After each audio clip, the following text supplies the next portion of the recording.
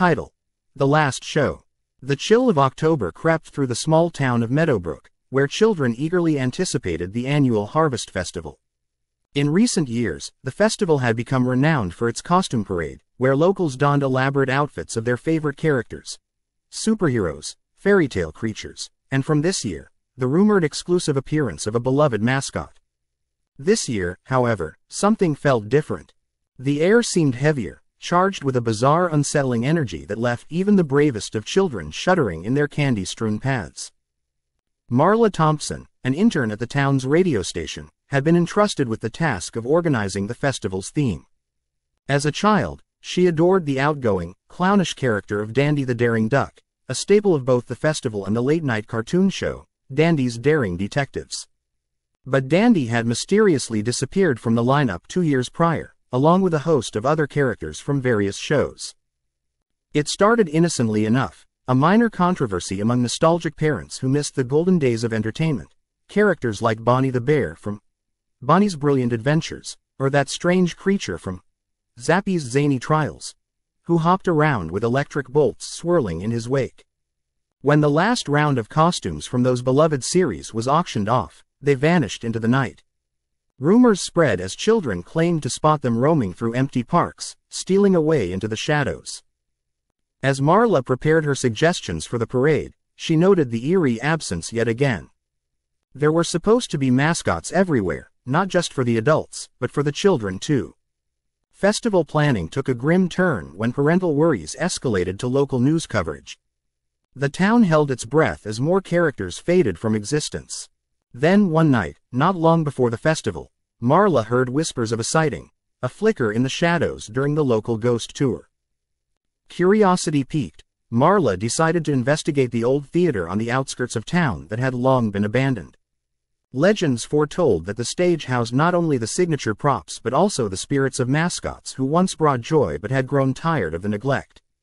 Mindlessly curious, she donned her small witch costume and took a flashlight, hoping to capture the excitement she once felt. As she trudged through the cracked entry doors, a dusty chill wrapped around her, making her shiver. The ghost light burned faintly in the center of the stage, illuminating torn curtains and decaying sets. To her surprise, she found herself entranced by a peculiar sight, a mismatched assortment of costume pieces stuffed in the corners, remnants of the mascots who had vanished.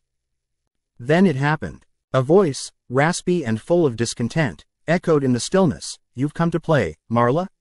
From the shadows, Dandy the Daring Duck emerged, though he appeared far from the vibrant character of her childhood. His feathers were tattered, his beak cracked, and his eyes glinted maliciously. "We've been waiting. The others have missed you." Quote. Marla staggered back, her heart racing. She involuntarily called, "What do you mean, the others?" His laugh danced through the air, inviting and sinister, reminiscent of every time he slid into trouble on the show. Dandy spread his wings, revealing shapes twisted and horrifying, the paltry remnants of the costumes that had once filled the streets of Meadowbrook. Characters like Bonnie are tired of yelling for revival. They want to live again. Quote. "What do you mean? How?" Marla gasped, her childhood hero morphing into a nightmarish specter. "Join us," he croaked, hypnotically, as figures began to glimmer into view. The outlines of other forgotten mascots, laden with resentment and yearning, all gathering behind Dandy, each one carrying remnants of their last identities. They were angry and forgotten, desperate for a spotlight long darkened. And then she understood.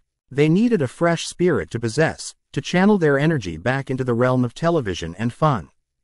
Dandy took a step forward, his gaze now feral. "Join us, or fade into obscurity." Quote. Panicking, Marla turned to run only to find the entrance behind her sealed, a curtain of darkness draping like an iron curtain.